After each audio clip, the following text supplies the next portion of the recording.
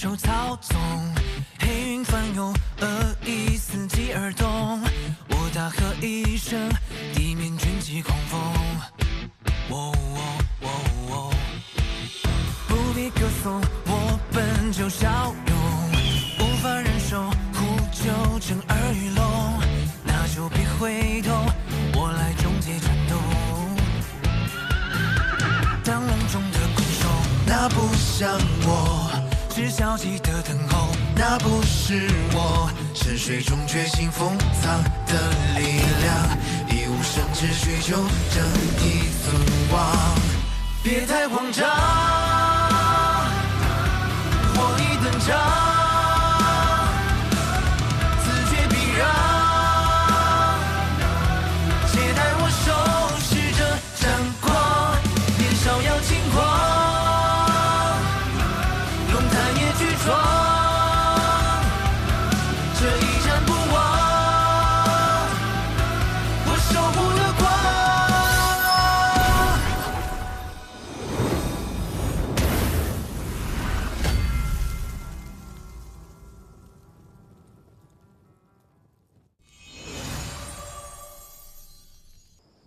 林雨，其实今天来，我是想向你解释清楚原委。我们3人要去芦花鼓楼，其实是为了救人。救人？对，我那个昏迷不醒的同伴叫曹彦兵，10年前他的母亲进入芦花鼓楼之后就再也没有出来，所以无论如何，他都要进到鼓楼救出母亲。啊。至于夏玲，他的父亲曾经是镇魂将，10年前死了蹊跷，所以他要进到鼓楼调查清楚。那，你呢？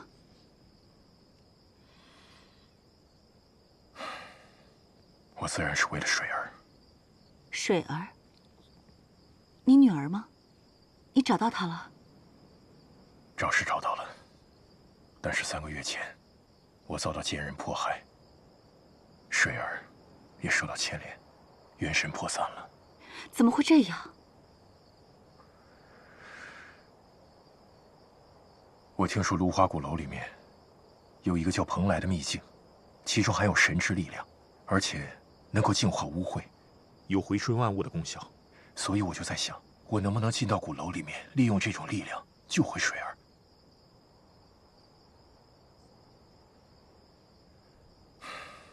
林雨，我们3人进那鼓楼，都是为了至亲至爱之人，我知道你一定能明白的。所以，在领路人这件事情上，我希望你能够出手相助，让若夫帮我们领路。这是必然的。这件事情要是换作是我，我也一定会不顾一切代价进入鼓楼的。你放心，明日我就和若夫去商议此事。不过今天晚上我们就好好喝酒叙旧。来，我再敬你一杯。好。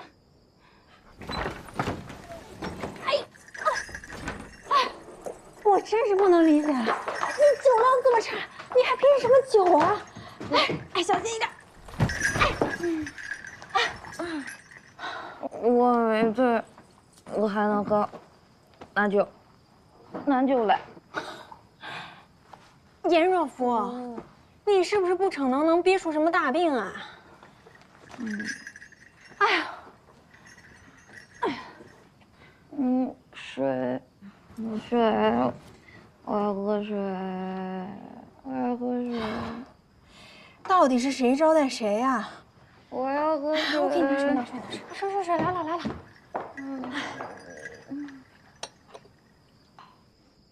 我再敬你一杯。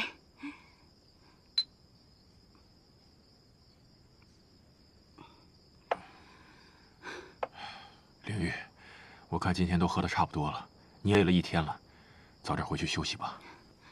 贝洛大哥，咱们这么多年没见面了，干嘛这么着急走呢？我跟你说，我府上好酒可多的是，你别跟我客气。今天啊，不醉不归。来，你呀，别跟我客气。这杯呢，我就先干为敬了。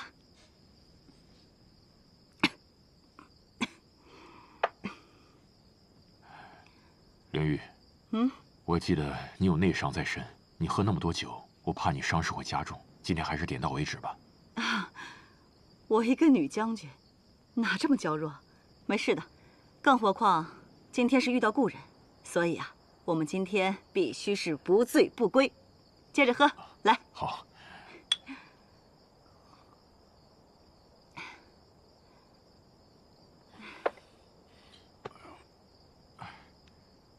怎么了？抱歉，我出去一下。哎，贝洛大哥，你没事吧？不好意思，不好意思，可能是岁数大了，酒量有点退步。我马上回来，你等我一下。贝洛大哥。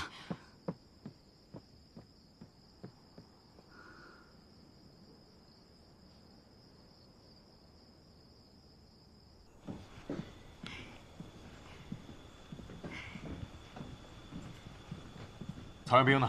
在房间吗？肯定在房间吧？你喝完酒了？这么快叙完旧了？先别说了，进去看看。啊？看什么呀？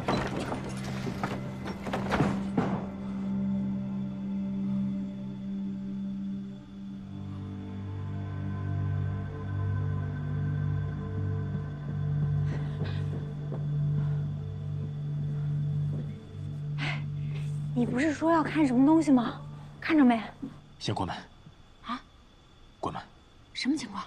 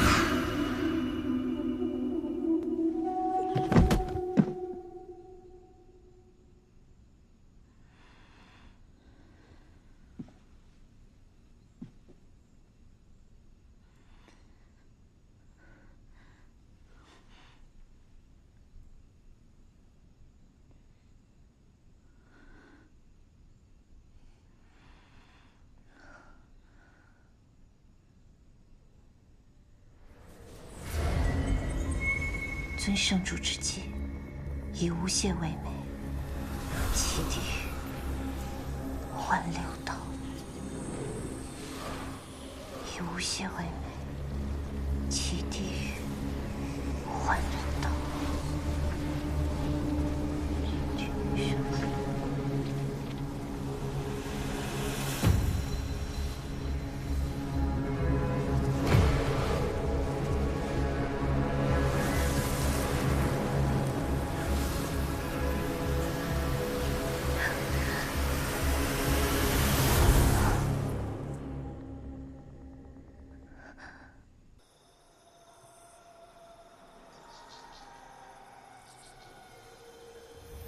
尊圣主之际，以无懈为美，弃地狱，换六道尊主之身。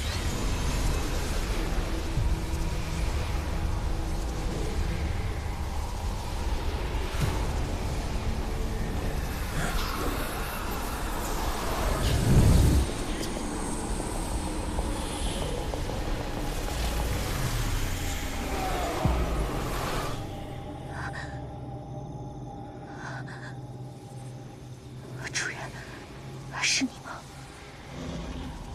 天狐，你真的还在这个世上？天狐终于又见到你了。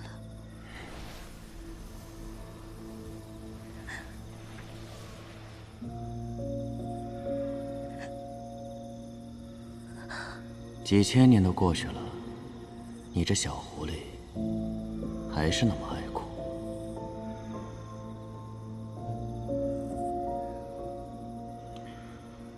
看来你还保留着当初我留给你的玩具。我记得您说过，这面小镜是用补天石的残片制成的。它虽不如顽石一般有泥和天裂、起死回生之效，但是我想着，它或许能将你唤出片刻。确实是只有片刻。待会儿记得再把我送回曹彦斌的体内。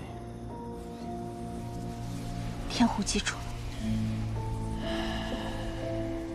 可是主人，您为何在曹彦斌体内？您不是应该在当年那场大战之中湮灭了吗？湮灭？没那么容易。当年大战虽败，但我却留下残气，游荡于世间。历经千年，吸收天地之髓，终于在800多年前重新变得强大。却不想再遭封印，被那镇狱童子镇压。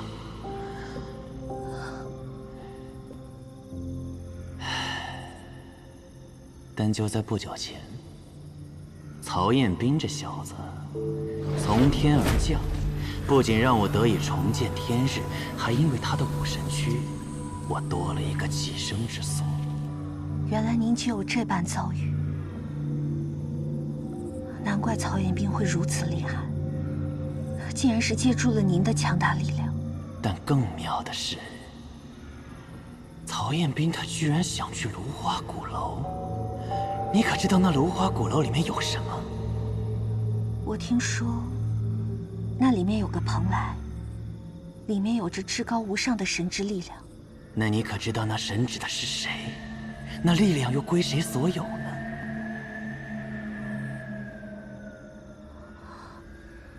难道是？当年我肉体虽亡，但我力量的核心却难以化灭，被锁在那蓬莱秘境当中。如今我既已化形，我要彻底侵蚀曹彦斌的心智，夺取他的躯体，然后再取回蓬莱当中的力量，我便可以重新主宰世界。什么？您说的是真的吗？我没有听错吧？我又什么时候骗过你呢？那您需要我做什么？天狐一定肝脑涂地。暂时，你什么都不需要做，以后再说吧。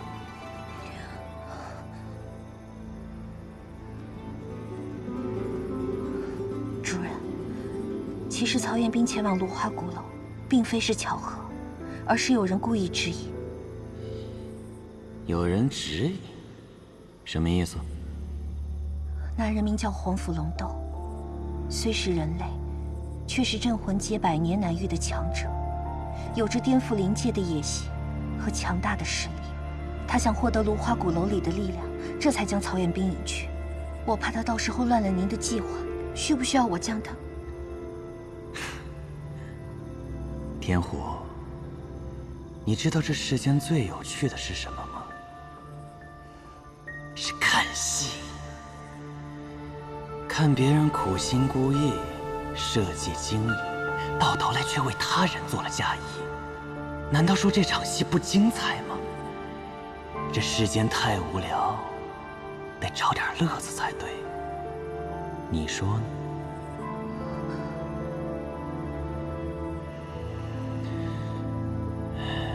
乖，我会再来看你的，小狐狸。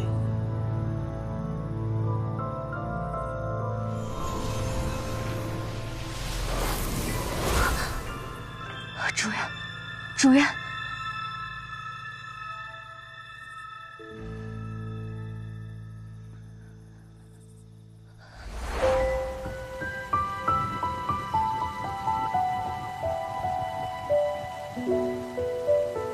主人，我这次可以将狐狸耳朵变没了。不错，这次变得非常好。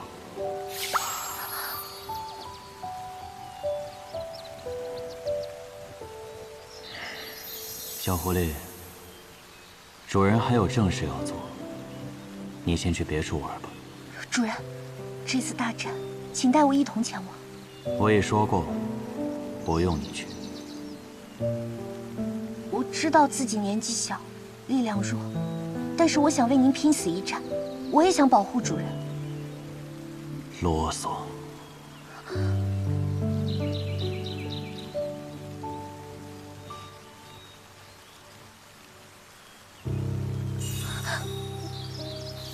主人，小狐狸，我会再回来找你的。主人，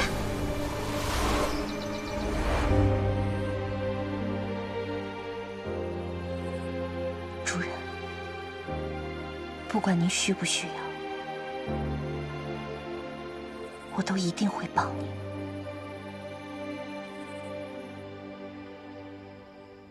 什么？你说严将军故意支开我们，是为了对曹元斌？确定吗？我也只是猜的，本来打算晚上少喝2杯就回来的。但是颜灵玉，他非要拉着我，就算是忍着内伤，也要跟我一醉方休，就像是在拖延时间。我总觉得哪里不对劲儿，所以就设法早点脱身回来了。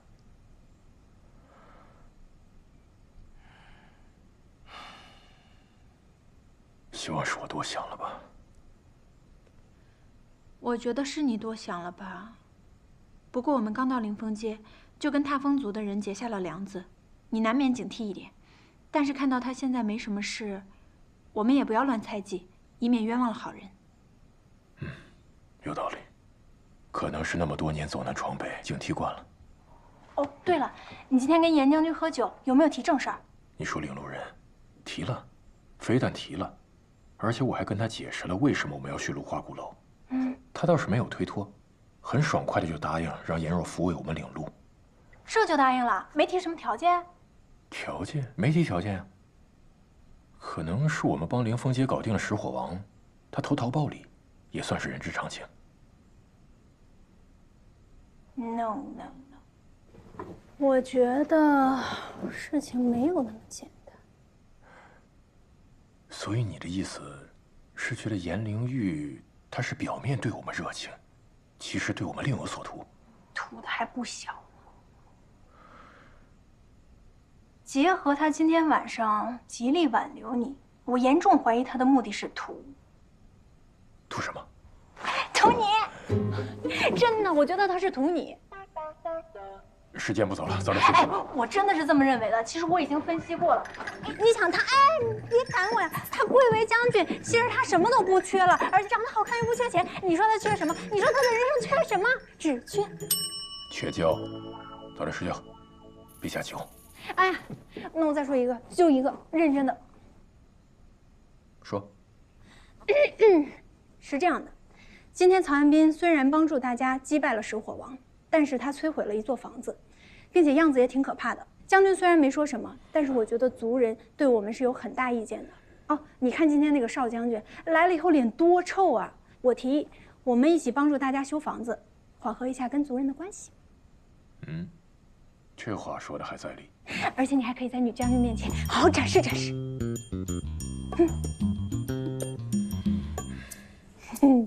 我其实还有一点别的创意可以给你说，你要不要听听啊？那就这么定了，咱们明天见，拜拜，晚安。不知被谁袭击，昏了过去。你觉得这个理由像话吗？属下不敢欺瞒将军。属下今早醒来就发现被人打晕了，扔在院里，确实不知是谁下的手。北落师门？应该不是，属下也怀疑过他，所以方才借口送早点，去试探了。他和那个叫夏琳的姑娘，并没有什么异样，应该不是他们。如果不是他们，那还会是谁呢？将军，不如属下今晚再去一试。不可。昨晚是因为曹彦兵重伤昏迷，北落师门和夏琳都没有防备，我们才有了胜算。机不可失，时不再来。我再想想别的办法。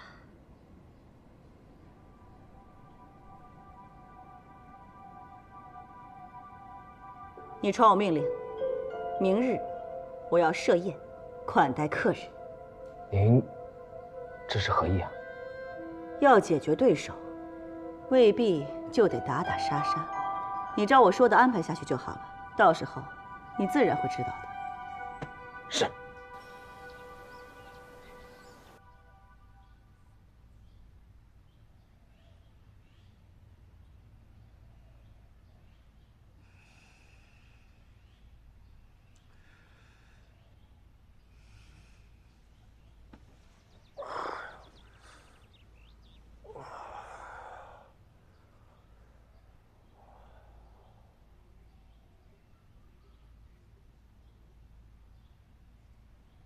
夏玲，北龙，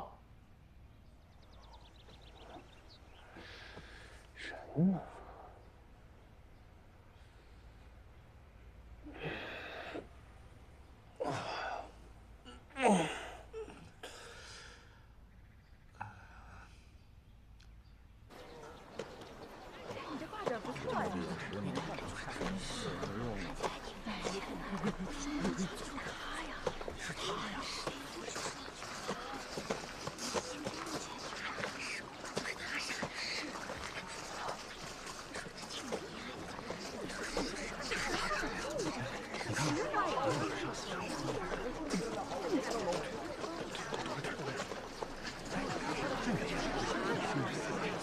这话可不敢说，知人知面不知心，你看着长什么样？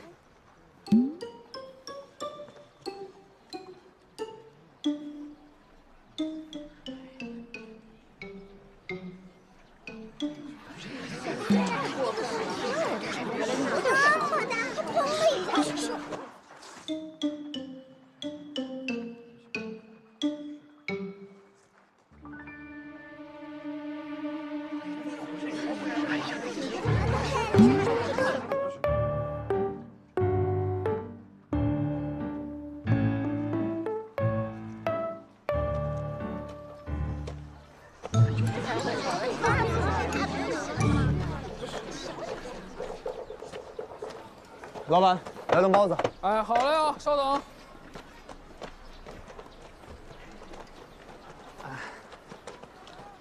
来。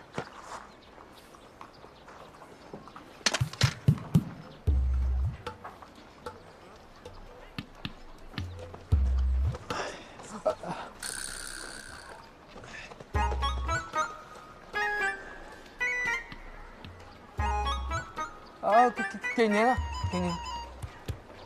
脏了。哦，我去给你换一下。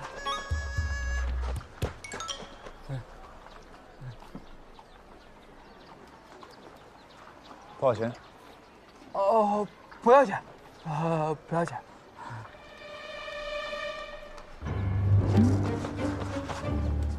为什么不要钱？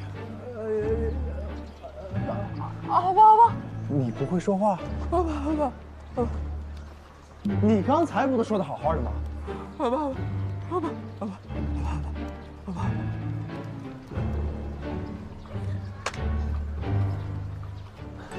哎呀，好吧，好吧。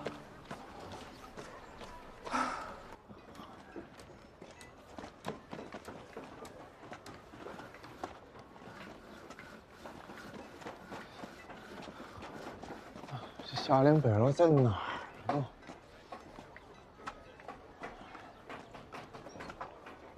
哎，钉子。哎，在这儿。好。哎呀，我们干得不错啊，一上午进度喜人啊。啊，你们俩怎么在这修房子呀？我快饿死了。他醒了，你怎么样？感觉难受吗？我除了现在饿的有点难受，我还有什么难受的？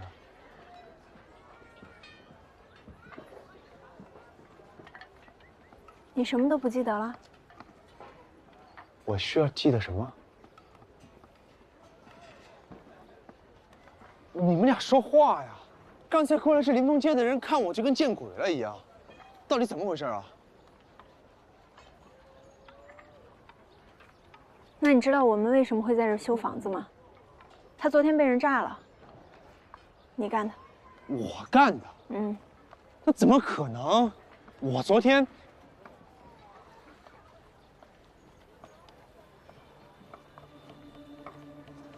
哎呦，相公，你快来！咋了？你看是不是那个人？把咱们房子推倒那个？就是他。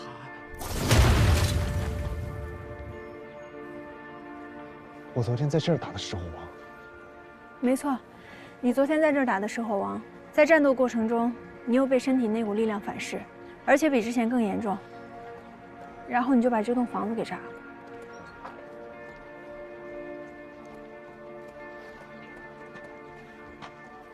不过没事，你现在已经恢复正常了。我们到时候去跟人家好好解释解释，踏风族的人不会真的怪你的。我怎么叫不正常？我被反噬不还是为了帮他们解决石火王吗？那是没错，但这房子也是你炸的呀。这样，你亲手把这儿修好，咱们去跟人道个歉。道歉？我凭什么要道歉啊？昨天我救了踏风族，我救了林峰街，再不济也是功过相抵，让我去道歉算哪门子道理啊？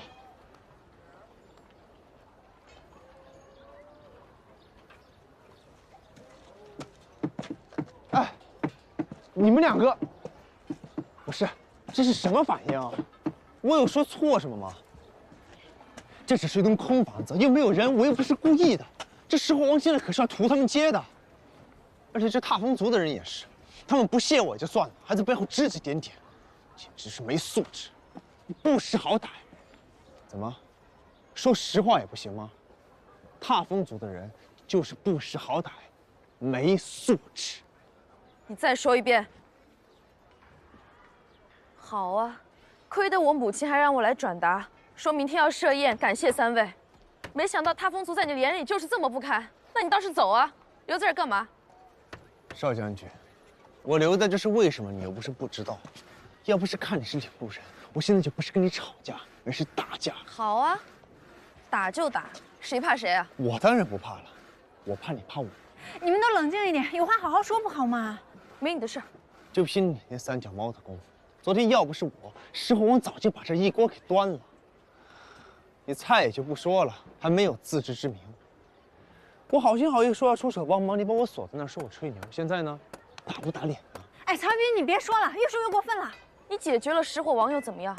我看你跟石火王就是一路货色，石火王还没炸房子呢。我看你要是达不到目的，只会比他更坏。邵将军，你这么说就离谱了，有点过分了。我是好是坏得看对谁。我现在对林峰街自然是好的，那日后可就说不准了。毕竟，未来的镇魂将是你嘛。你，哼！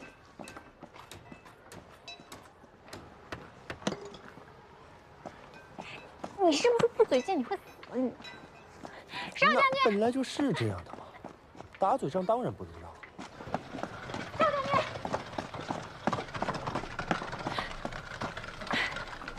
你别理曹元斌的，他这个人就这样，说话专挑难听的说，但实际上心里不是这样想的。你们一个唱红脸，一个唱白脸，配合倒是挺默契。既已经得罪了我，就不要再来讨好。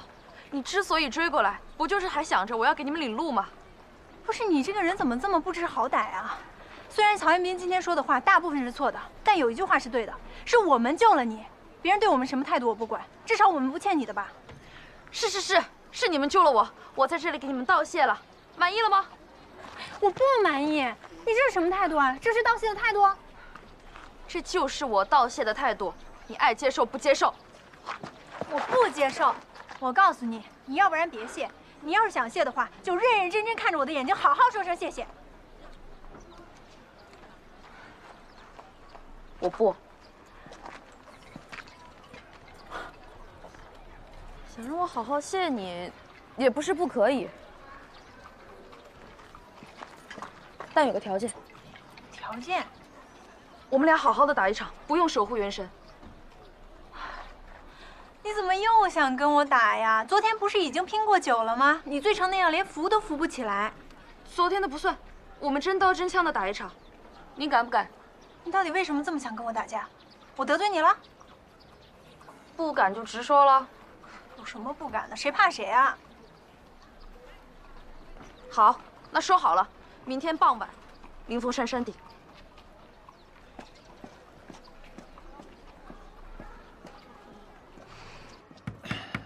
那个，要帮忙吗，北若？你要是以后没那么冲动，我们就不用这么忙了。不是说了吗？这又不是我故意的。我说的不是这个。不是这个，那是什么？多了。比如你从来没有告诉过我，你时刻面临着魔性力量反噬的风险。你一个人偷偷跑出牢房，一个人面对石火王。像你这样接近于零的团队意识，在部队里是要被狠狠批评的。哎呀，我情况不一样，我是镇魂将，这么多年一个人单兵作战，一个人战斗习惯了。但现在不一样了，你有同伴了。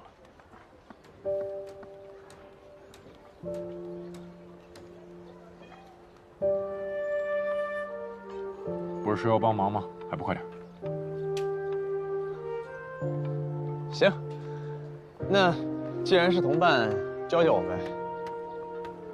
挑钉子会吗？啊，来。啊，行。那你帮我扶着，我来钉。给。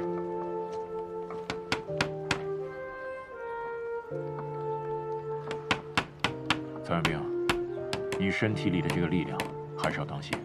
虽然颜若甫说你像石火王，说点夸张了，但也值得你警醒，不要到时候真的被魔性反噬，做出一些不可挽回的事情。怎么可能？颜若甫那个人是乱说，危言耸听。没错，他就是性格有问题。他是属刺猬的，逮谁扎谁。夏小姐可算是理解我了，那你是不是应该给我赔个不是？你是属狗的，半斤8两。夏玲，你怎么说话？你说你到底是跟谁一边的？哎，行，先修到这儿吧，回去吃饭，吃完饭回来接着修。走。我是很饿，没错，但是夏玲，你也要搞清楚到底跟谁是同伴。好了，你们有这斗嘴的时间呢，好好想一想怎么对付这个领路人，这才是正事。我提一个总方针：曹元兵少说话。什么叫我少说话？你才该少说话。你少说话吧！我跟你说，要不是因为你的话，我要去哄那个少将军了。你是要人家当你领路人的，你到底知不知道啊？那又怪我，那石火王还是我打的呢。哦，石火王是你打的，那你去把少将军约来。我要不是把他打赢了，我早就把他。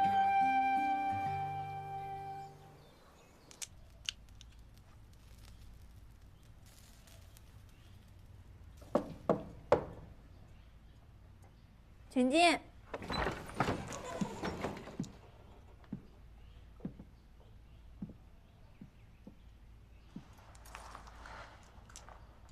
母亲让我来问，明天的宴席你有什么忌口的？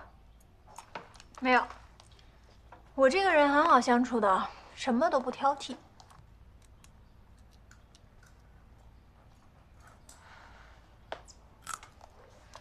我都回答完了，还有什么要说的吗？明天就是我和你的比试。我知道啊。你都不问问要比什么吗？不是打架吗？我知道啊。哎，又生气了？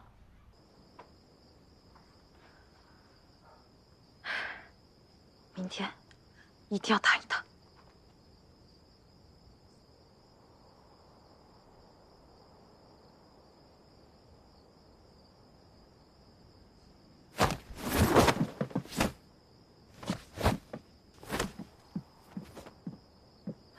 算了，人家已经主动提出让你关心一下比试内容了，你好歹也要配合一下，求人要有求人的姿态。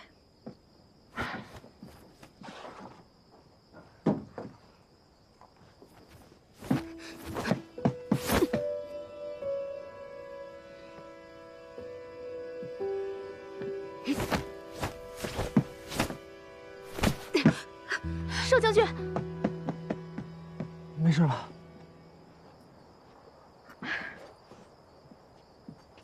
没事儿。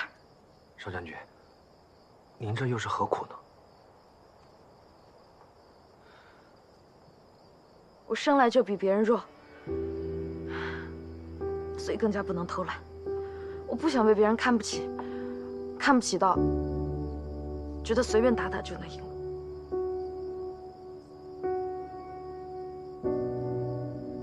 好，那让朗达陪您吧。好，那你帮我看看动作。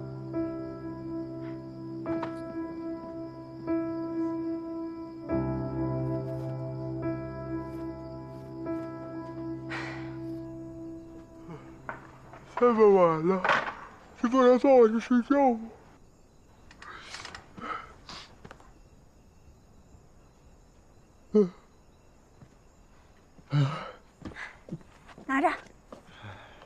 拿着。今晚颜若甫不睡，我不睡。啊，准备好了吗？来吧。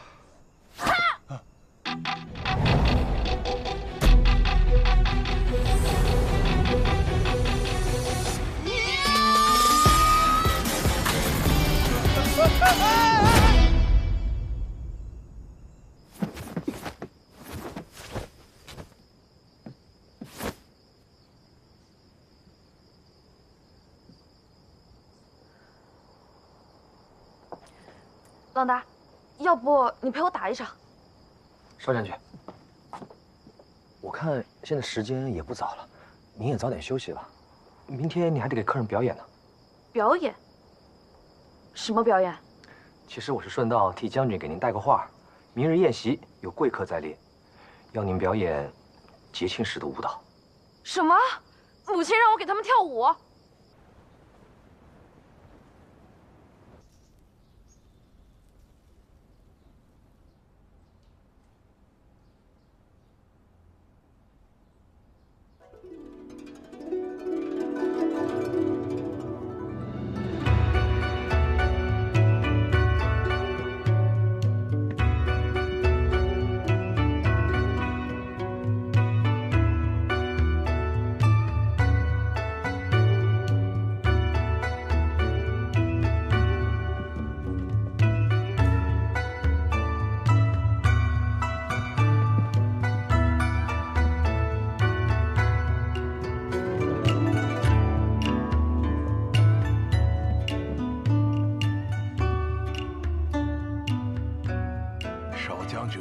卓绝，惊为天人呐！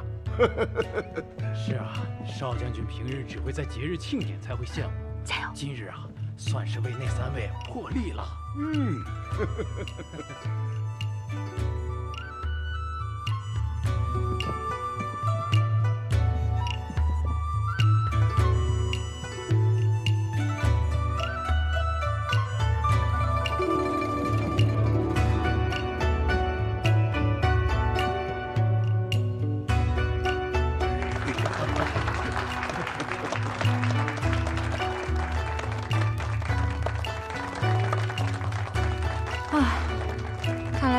流行让小孩表演节目，人类的习惯还真是差不多。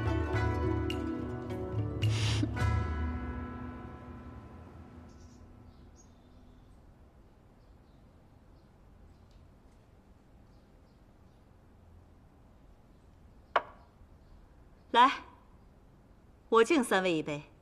石火王自立为王，这么多年时不时的侵扰和掠夺我凌风街，这次更变本加厉的欲对我们屠街灭族。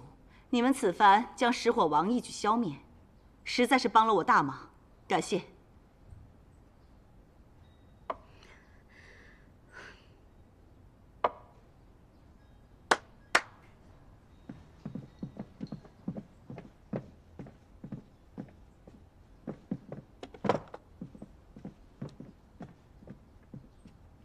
将军，这是我族对3位表示的感谢。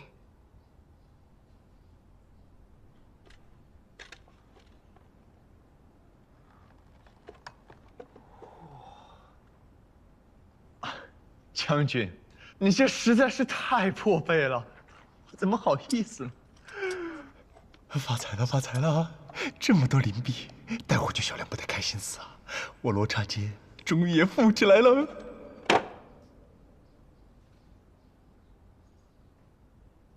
将军的好意我们心领了，但石火王一事你已经投桃报李，答应让邵将军为我们领路，所以就不必再破费了。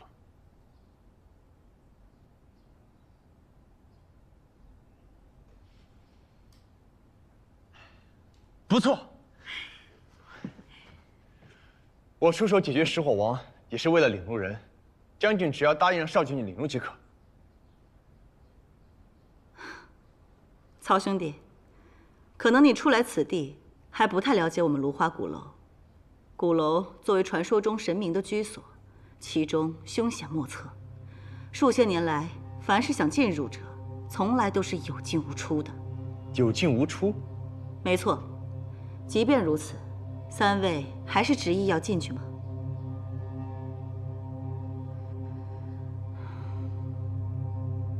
在绝对危险面前，知难而退其实并不可耻。我相信，如果你们的亲人要是知道了这个情况，一定也不希望你们为他们冒险的。亲人？看来将军已经知道我们为什么要进鼓楼了。啊，韦洛大哥大致都和我说过了。那既然已经知道了，想必也能够理解我们一定要进入鼓楼的心情。方才将军说芦花鼓楼有进无出，那就让我们来成为那第一批从鼓楼里出来的人。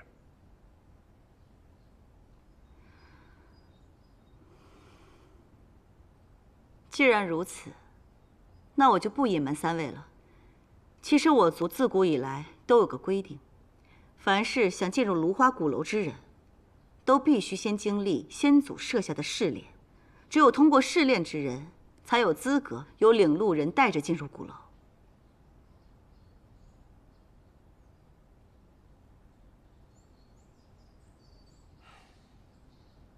我之前怎么从来没有听说过这样的试炼？北洛大哥，你之前来我们凌风街，也未曾说过你想要去鼓楼啊。那没有通过试炼呢，会怎么样？祖命不可违，是我就帮不了三位了。试炼自有风险，生死由命，是否参加，我希望三位还是考虑清楚。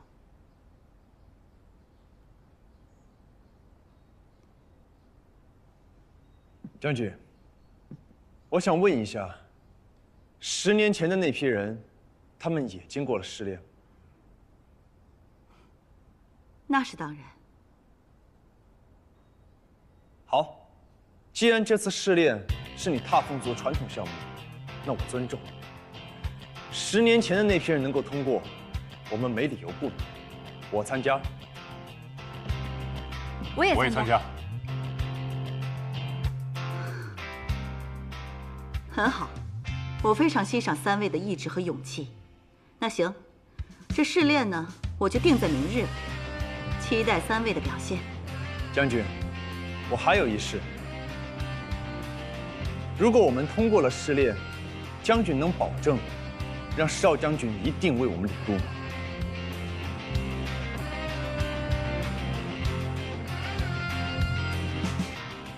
你放心。我才是这条街的镇魂将，我说了算。不过前提是，你们必须得通过试炼。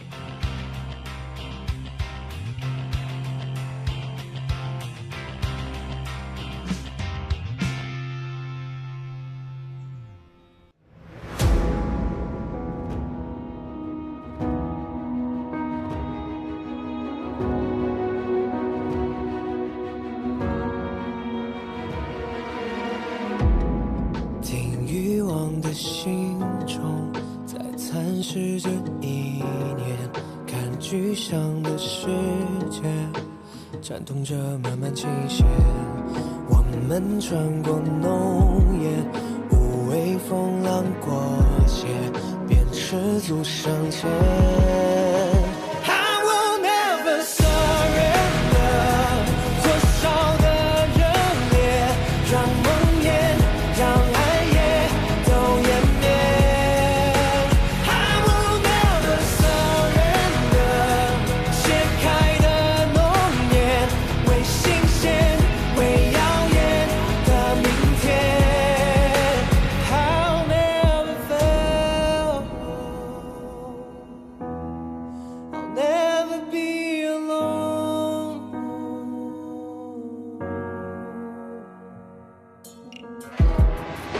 生命如落叶，打捞不到一眼，我蒙蔽的双眼，来窥破未知凶险，在命运的刀尖，面向至暗深渊，感动成一缘。